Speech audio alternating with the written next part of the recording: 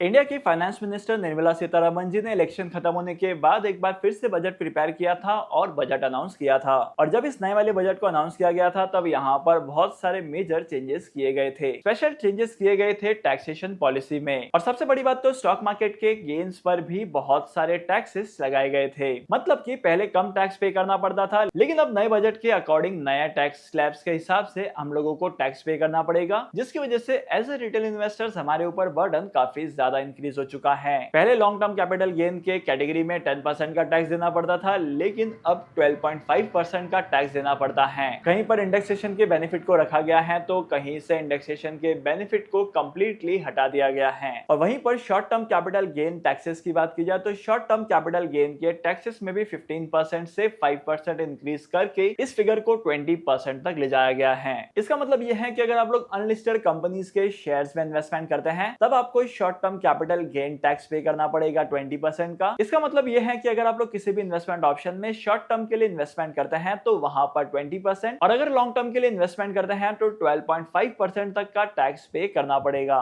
लेकिन सबसे पहले समझते हैं कि ये शॉर्ट टर्म और लॉन्ग टर्म की डेफिनेशन क्या है। अगर आप लोग अनलिस्टेड शेयर्स में इन्वेस्टमेंट करते हैं या अनलिस्टेड इन्वेस्टमेंट ऑप्शन में इन्वेस्टमेंट करते हैं तो वहां पर अगर आप लोग किसी भी इन्वेस्टमेंट ऑप्शन को 24 मंथ से कम होल्ड करते हैं तब इसे कहा जाता है शॉर्ट टर्म, और किसी भी इन्वेस्टमेंट ऑप्शन को 24 मंथ यानी कि 2 साल से ज्यादा होल्ड करने पर उसे लॉन्ग टर्म में कंसीडर किया जाएगा। वहीं पर अगर आप लोग किसी लिस्टेड सिक्योरिटी में इन्वेस्टमेंट करते हैं, मतलब लिस्टेड शेयर्स में इन्वेस्टमेंट करते हैं, तब ये टाइम फ्रेम कम हो जाता है। 1 ईयर से कम की टाइम पीरियड की होल्डिंग को शॉर्ट टर्म और 1 साल से ज्यादा के टाइम पीरियड की होल्डिंग को लॉन्ग टर्म माना जाता है। और तो और इस वाले बजट अनाउंसमेंट में अगर आप लोगों ने ध्यान दिया होगा तो करंटली बायबैक की प्रोसीडिंग्स पर भी टैक्सेस लगाए गए हैं। पहले जो आपको बायबैक का अमाउंट मिलता था वहां पर टैक्सेशन लग कर आता था, लेकिन अब टैक्सेशन नहीं लगेगा उसके ऊपर, और जब आपकी इनकम होगी तो आपको आपके इनकम के बेसिस पर वो टैक्स पे करना है। वेदर आप लोग 20% के स्लैब में आते हैं या 30% के स्लैब में आते हैं, आपको उसके अकॉर्डिंग ही टैक्स पे करना है। और वैसे यहाँ पर 1,25,000 का लॉन्ग टर्म कैपिटल गेन में रिलैक्सेशन दिया है। इसका मतलब यह है कि अगर आप लोग एक साल में 1,25,000 तक का लॉन्ग टर्म कैपिटल गेन्स के थ्रू अर्न करते हैं तब यहाँ पर आपको कोई भी टैक्सेशन पे करने की जरूरत नहीं है, और ये सारे बेनिफिट्स फॉरेन इन्वेस्टर्स को नहीं मिलेंगे। अब देखो यहाँ तक तो ठीक था, लेकिन सबसे बड़ी बात तो यह है कि करंटली मार्केट में ये बात चल रही है कि डायरेक्ट टैक्सेशन कोड आने वाला है, जिसके बाद से टैक्सेशन पॉलिसी में काफी ज्यादा बदलाव होगा। और ये जो नया टैक्सेशन कोड है ये कोड रिप्लेस करने वाला है इनकम टैक्स एक्ट 1961 को।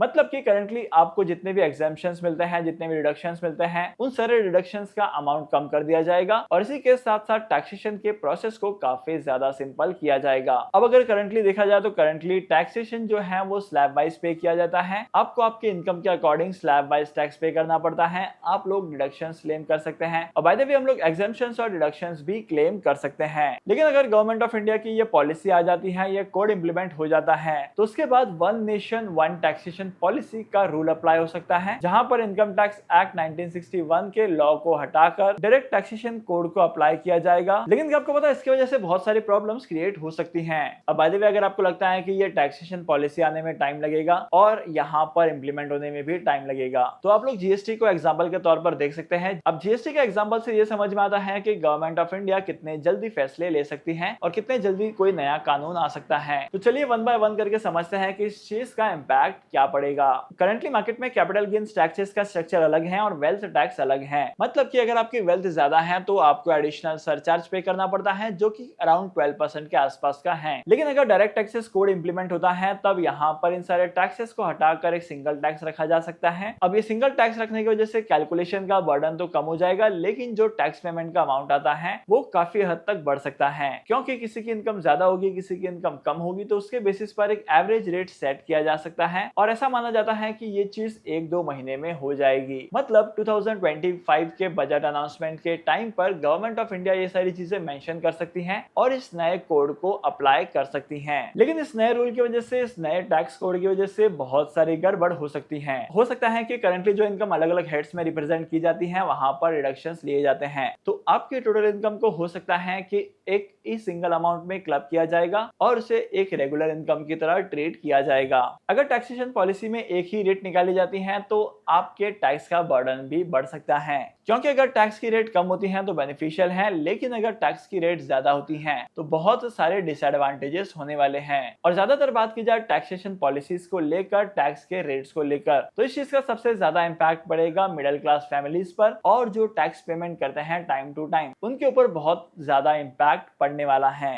इसके बाद last but not the list number 4 आता है कि यहाँ पर डायरेक्ट टैक्स कोड अप्लाई होने के बाद से हो सकता है कि आपको कोई भी एग्जाम्पशन और डिडक्शन क्लेम करने का मौका ना मिले, क्योंकि गवर्नमेंट ऑफ इंडिया का मेन पर्पस होने वाला है टैक्स के स्ट्रक्चर को सिंप्लीफाई करना, और हो सकता है कि टैक्स के स्ट्रक्चर को सिंप्लीफाई करने के लिए डिडक्शंस को रिमूव किया जाए और कोई नई पॉलिसीज को भी लाया जा सकता है। तो फाइनल डिसीजन क्या होने वाला है इसके बारे में कोई अपडेट नहीं आई है। जैसे ही कोई फाइनल में अपडेट आती है वैसे ही मैं आपके साथ शेयर करूंगा। लेकिन अगर ये डायरेक्ट टैक्स कोड अप्लाई हो जाता है और अगर टैक्स की रेट्स में इंक्रीज होता है तो ये बहुत ही ज्यादा डिफिकल्ट वाली सिचुएशन होगी। करंटली हम लोग इंडिया में ज्यादा टैक्स तो पे करने ही वाले हैं और हम लोगों को और भी ज्यादा टैक्स पे करना पड़ेगा। But let's hope for the positive. Content valuable लगा है तो इस वीडियो को लाइक करना, और ऐसे ही वैल्यूएबल वीडियोस के लिए इस वीडियो को लाइक करो, इस चैनल को सब्सक्राइब करो, और अगर आप लोग फेसबुक पर इस वीडियो को देख रहे हैं तो फेसबुक के पेज को भी फॉलो करो। यहाँ पर मैं फ्रीक्वेंट अपडेट पोस्ट करते रहता हूँ।